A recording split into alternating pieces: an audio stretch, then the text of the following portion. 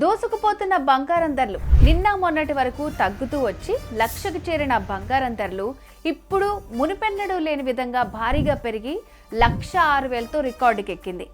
బంగారు నగలు కొనాలంటే భయపడే పరిస్థితి వచ్చింది.